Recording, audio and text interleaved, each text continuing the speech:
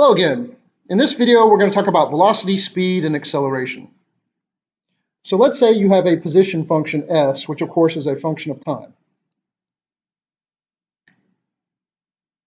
Then the velocity function, which is also a function of time, is simply the derivative of the position function with respect to time.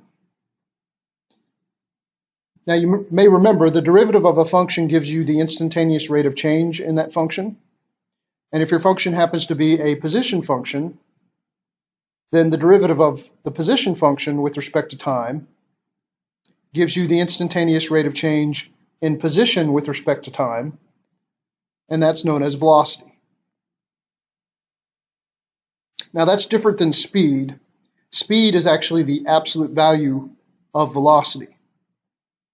And if you're familiar with the idea of a vector and a scalar, a vector has magnitude and direction, whereas a scalar just has magnitude. And so velocity is an example of a vector. Velocity has both direction and magnitude. So for example, if you say I'm traveling at 50 miles per hour in the northeast direction, then you're giving me your velocity. Okay, which is a vector because you're giving me both the magnitude and the direction. Whereas if you just say I'm traveling at 50 miles per hour, then that's simply my speed, right? That's the magnitude of my velocity. But it doesn't have a direction. And so that's a scalar. Okay, we also have this concept of acceleration. Now, acceleration is the rate of change in velocity with respect to time.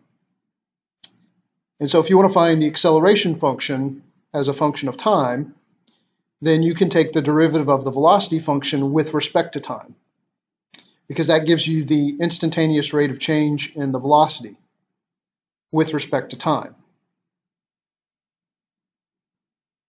Or if you're given the position function, you could take the second derivative of the position function with respect to time to get the acceleration function. Now, acceleration is another example of a vector because acceleration has both magnitude and direction, much like velocity does. Okay, so let's look at example 2. So in example 2, it says, suppose the position in feet of an object moving horizontally at time t in seconds is given by s is equal to t squared minus 5t for t values between 0 and 5. Assume that the positive values of s correspond to positions to the right of s equals 0 on the number line. Okay, now we're supposed to graph the velocity function on the interval from 0 to 5, and then determine when the object is stationary, moving left, and then moving to the right. Okay, so let's do part A first. So this is the position function, right? S is equal to t squared minus 5t. That's simply a parabola that opens upward, and its vertex is at this point right here. So that's the graph of the position function. Now, we want to know what the graph of the velocity function would look like. And so what you have to do is simply take the derivative of the position function with respect to time. And of course, the derivative of this with respect to time, using the power rule, would be 2t minus 5. And so that's our velocity function. Okay, so it's 2t minus 5. And of course, that's just a line. So if you want to graph that, it has a y-intercept of -5 and a slope of 2.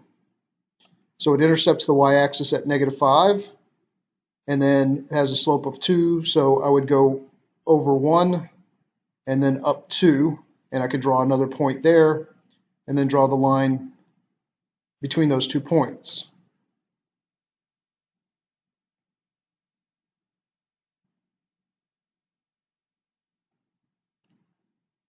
Okay, and so the graph of the velocity function would look like this.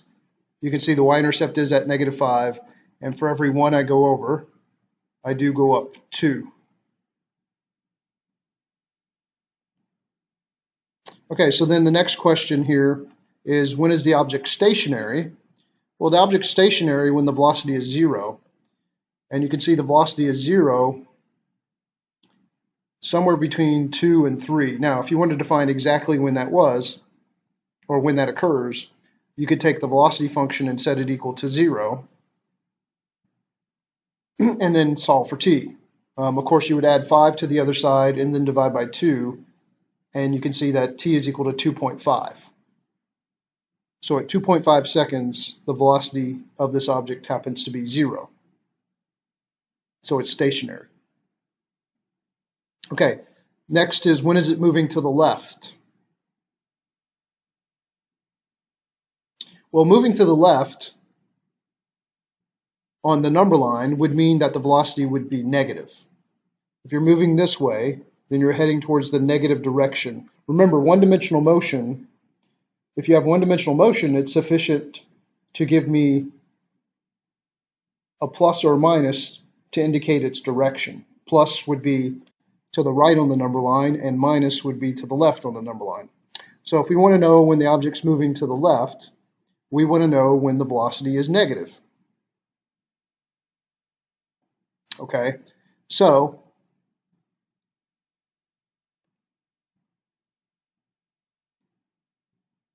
take 2t, the velocity is 2t minus 5, and then find out when that's less than 0.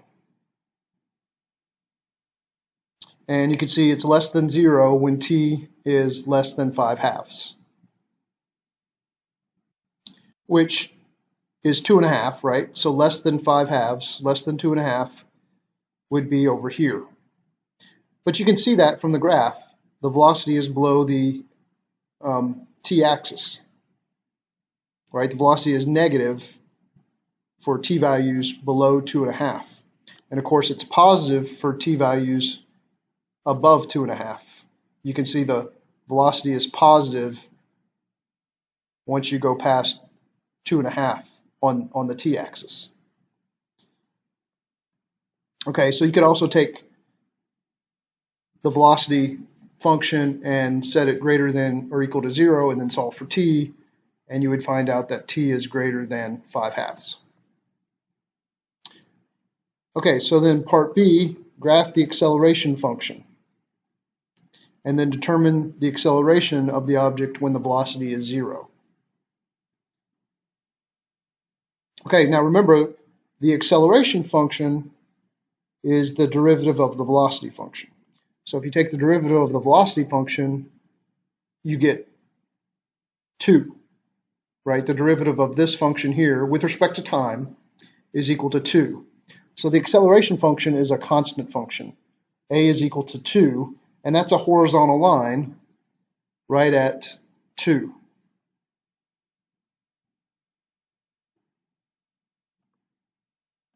So the acceleration function would look like this when you graph it. A is equal to 2 would be this horizontal line. Okay, and now we want to know when is that acceleration, or what is the acceleration of the object when the velocity is 0. Now remember, the velocity was 0 right at 2.5, right, when t is equal to 2.5. So right here at this time. And so you can see the acceleration at that time would be 2. In fact, the acceleration is equal to 2 for all times between 0 and 5. Okay, so the answer there would be the acceleration is equal to 2.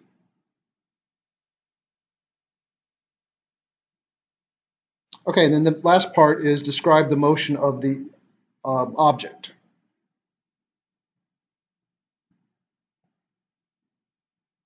Okay, you can do this in several ways. If you look at the position function, you can see that the object starts off at 0 on the number line.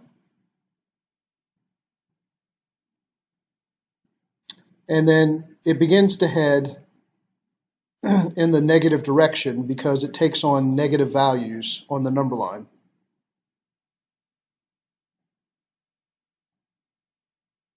Okay, so you can illustrate it here at, here's the number line. And so initially this begins to move in the negative direction because it's taking on negative values here. So for example, here it's at -4 on the number line. So it begins to move in the negative direction. okay? And that corresponds to the idea that it has a negative velocity initially. You can see the velocity, the graph of the velocity function is below the t-axis, so it's negative. But then at some point down here, the velocity is 0 at 2.5 seconds. And then after that, the velocity is positive. And you can see that from the graph of the velocity function. It's above the t-axis. So now you have a positive velocity once you're past t equal 2.5. And that indicates that the object is now moving in the positive direction on the number line. So now you can see it's going to start moving towards the right. And you can see here that you are now back at -4 on the number line. And it continues on, and eventually it returns to 0 on the number line, which corresponds to this point on the graph of the position function. So if you had to describe this object,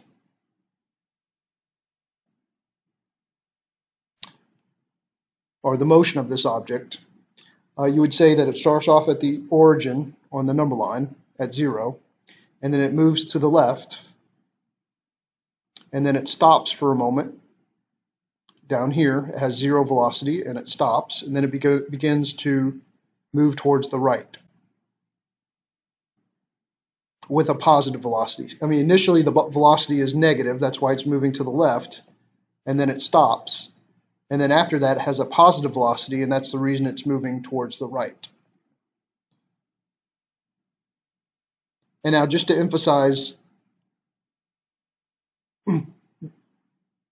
the fact that it has an acceleration of 2 the entire way, you can see that the velocity is increasing the entire way. It starts off at -5 and it ends up being +5. And it's increasing at a rate of 2 feet per second every second, which happens to be the slope of this line, the slope of the velocity function.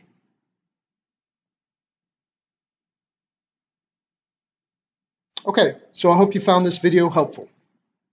Thank you for watching. Bye-bye.